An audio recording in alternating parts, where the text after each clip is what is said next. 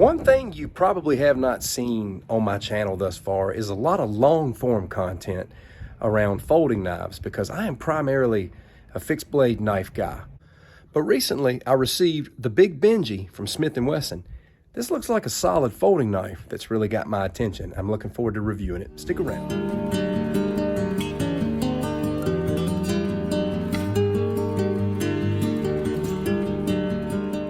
For me, when I think of folding knives, I think of a work knife. A folding knife is something that I like to keep in my pocket for work-related things, day-to-day utility. So I typically don't carry folding knives in particular for self-defense. Now, listen, I know there are a ton of very solid, high-quality self-defense folding knives out there.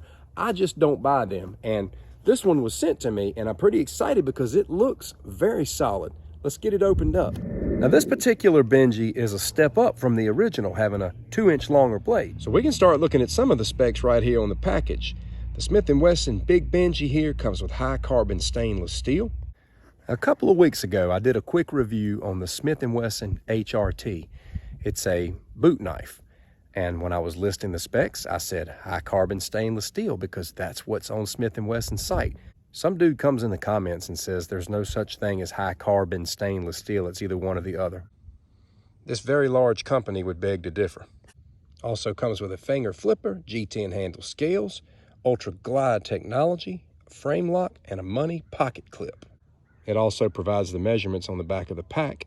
It's 8.5 inches in length total, and the blade length is 3.5 inches.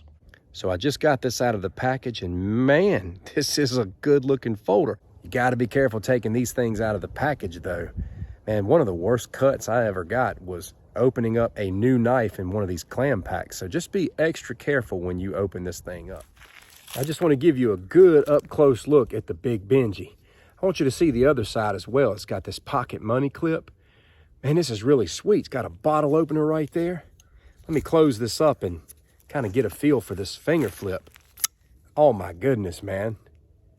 I'm digging this a lot.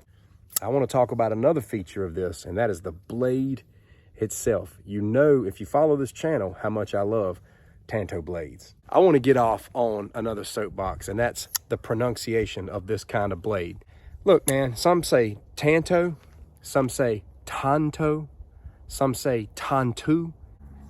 I just really don't get caught up in it. I personally decided to go with Tanto because I'm an American, and on top of being American, I'm Southern. And you know, some things, friends, are just tomato.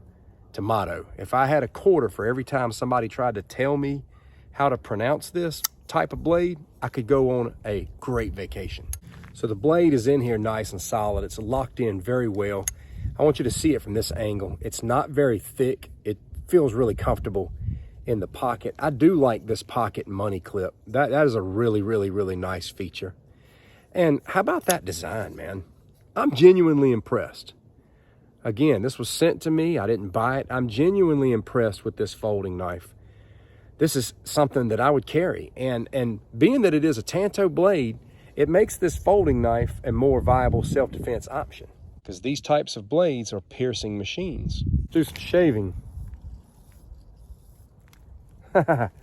Yeah, look at there. Razor sharp.